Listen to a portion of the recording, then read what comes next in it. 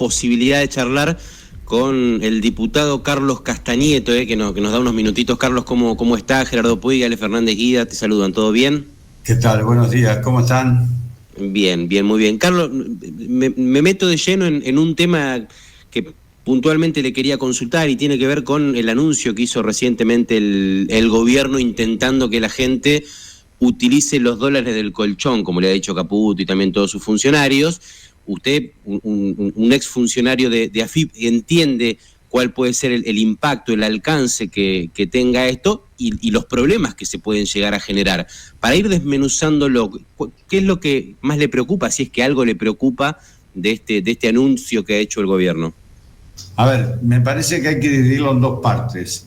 Una parte es la potestad que tiene el administrador federal de ARCA, donde puede subir los mínimos en algunas informaciones que necesita el organismo. Por ejemplo, había quedado un poco rezagado el tema de los 650.000 pesos cuando vos transferís de cuenta a cuenta, que se pedía mucha información.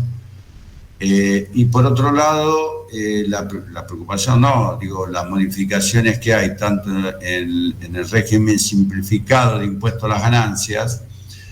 Esto tiene que venir por ley, porque acá se cambia, como quien dice, la prueba. Porque generalmente todos los impuestos son autodeclarativos y acá ARCA te va a decir, vos tenés que pagar, Gerardo y Alejandra, 10 cada uno, y vos vas a tener que demostrar que no es así, que vos tuviste anticipos o que una empresa no le corresponde pagar con eso.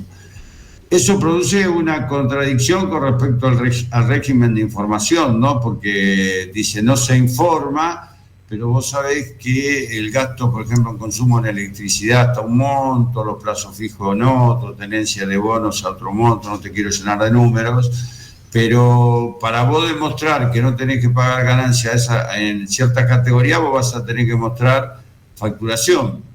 Vos sabés que lamentablemente en la Argentina hay mucha evasión y elusión.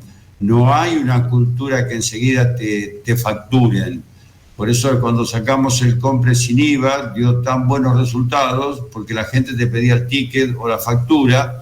Por ende nosotros aumentamos la capacidad de recaudación y también la cantidad de contribuyentes inscriptos. Por otro lado, lo que hablan de la reforma penal tributaria también tiene que ser un proyecto de ley. Hay una ley que especifica las multas y qué significa la penal tributaria según el tipo de evasión o elusión. Nosotros tenemos un proyecto de ley que modifica la penal tributaria y lo ponemos un poco más actualizado y también por salario mínimo vital y móvil que se actualice, porque si no la ley esa, una vez que se salió, nunca se actualizó los montos. Y con respecto a la información que tienen que dar por venta de bienes de inmueble, los escribanos también es una ley que tendría que mandar el Ejecutivo al Congreso. Los funcionarios del Gobierno Nacional dicen, o al menos decían esto a lo largo de la semana, que no va a haber mayores inconvenientes y que en los próximos días seguramente estos proyectos de ley estén en el Congreso, se tendrán que debatir. Pero en lo formal también se abrió ahí una ventana de debate porque el Gobierno Nacional empezó a presionar a las provincias para que adhieran. Y en el caso, por ejemplo, de la provincia de Buenos Aires, que había adelantado que no iba a adherir, dice van a estar a ciegas, decía, no van a tener información de ARCA. ¿Eso puede impactar en términos negativos en la recaudación, por ejemplo, de la provincia de Buenos Aires? Mirá, realmente el organismo tiene que tener toda la información, porque de ahí, en función de los distintos sistemas, por supuesto, vos quiero ser muy técnico, ¿no? Vos tenés una matriz de riesgo, una planificación estratégica, y los sistemas no lo tiene todo el empleado, sino lo tiene sectorizado y tiene que pedir permisos para entrar cierta información. Lo que a vos te detecta, por ejemplo, yo te doy un caso concreto. Una vez los sistemas detectaron con una alerta roja que un contribuyente que estaba gastando 500 pesos de luz pasó a gastar 2,5 millones, 3 millones. Yo te hablo en otro momento. Dijimos, ¿qué pasó? Se hizo un análisis, después se fiscalizó y resulta que tenía máquinas minando las 24 horas y haciendo criptomonedas en forma ilegal. La información bien utilizada lo que te significa es para que vos tengas los datos concretos si una persona que está en el monotributo está bien inscripta, o una empresa que tiene una movilidad X está pagando bien los tributos o está evadiendo o está eludiendo. Nosotros estábamos desarrollando un sistema que se llama GC1, que lo que hacía la FIP era la trazabilidad desde que uno siembra hasta el consumidor final, porque si no, vos terminás como consumidor final pagando un IVA que no lo pagan los sectores intermedios, ¿me entendés? Porque el IVA se paga entre compra y venta, y vos como consumidor final pagás el IVA en general, bueno, según el producto, pero al 21 o al 10,5. Y después también, con eso, lo que nos daba a nosotros una trazabilidad donde se desvirtuaban los precios, es decir, a veces vos ves que el que siembra y cosecha gana $1, y el intermediario termina ganando 15 y el que te vende gana 4.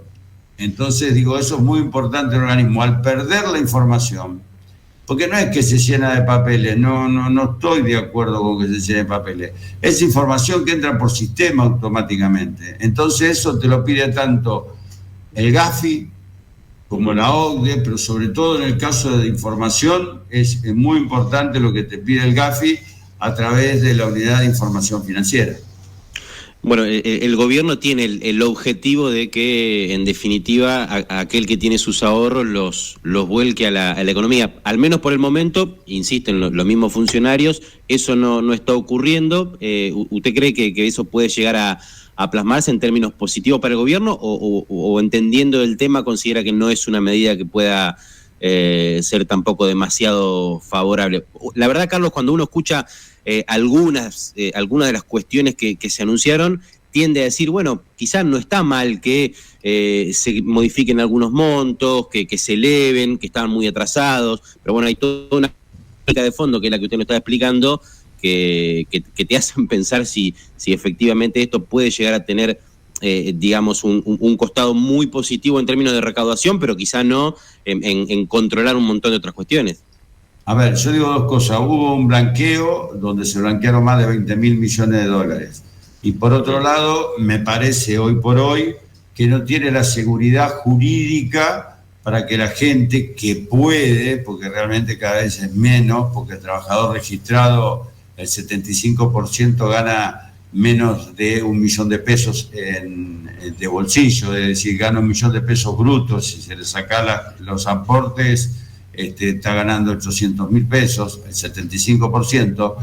Yo no creo que tenga mucha capacidad de ahorro como para decir invierto en sacar los dólares, ¿no? Si mandan a la ley hay que ver yo no me gusta apresurarme en algunas cosas, pero sí saber cuál es el tenor de la ley y qué involucra el proyecto de ley, porque no es necesario, si subimos del banco de 650.000, digo cualquier número, a $1.000.000, es potestad del administrador federal. Ahora, el cambio de normativa del régimen simplificado, el cambio de la penal tributaria, el cambio del acceso de información que tienen que dar los escribanos, eso es proyecto de ley.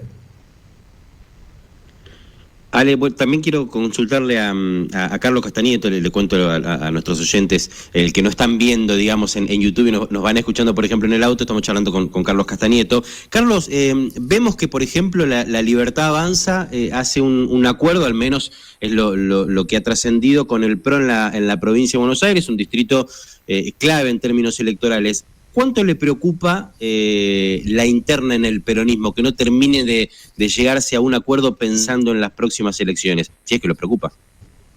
Mira, yo creo que va a haber un acuerdo en la provincia de Buenos Aires de todo el espacio de Unión por la Patria, no solo, digo, del PJ, se están conversando. Por supuesto que hay tirantes, como en todos los sectores, como vos ves también en la Libertad Avanza, como lo ves en el PRO, como ves en el radicalismo. Realmente yo creo que todos los sectores hoy están muy preocupados de cómo los que hacemos política podemos volver a llegar a la población. Yo creo que hay un descreimiento muy grande, por eso la baja participación en las elecciones que vimos tanto en Cava, que vimos en Salta, que vimos en distintas provincias del país, que no llega a más del 50% de los votantes, cuando la media es 60 y pico, 70, ¿no? Yo creo que nosotros, dentro de Unión por la Patria, vamos a llegar a un acuerdo. Por supuesto que hay tiranteses sobre, fíjate que se eligen legisladores nacionales, legisladores provinciales, diputados y senadores provinciales, consejos deliberantes, consejeros escolares. Entonces, bueno, cuando es un frente, siempre en el frente hay tirantes. Y dentro de la tirantes tenemos que ser lo suficientemente inteligente, que hay lugar para todos, debatirlo internamente y después salir a la calle, pero no solamente amontonados, sino con un proyecto actual y un proyecto futuro, porque vos sabés que el 2027 está a la vuelta de la esquina. Lamentablemente, pasa muy rápido el tiempo y tenemos que ya ir pensando una propuesta electoral para el 2027 sobre una plataforma sólida, consistente, y el que llegue o la que llegue que tenga que cumplirla, ¿no? Carlos, muchísimas gracias, ya llegamos al final del programa. Gracias por habernos dado estos minutos para charlar y aclarado un montón de cuestiones técnicas que a la enorme mayoría se nos escapan de estos anuncios que se conocieron en los últimos días. Gracias por este ratito con Fuera de Foco.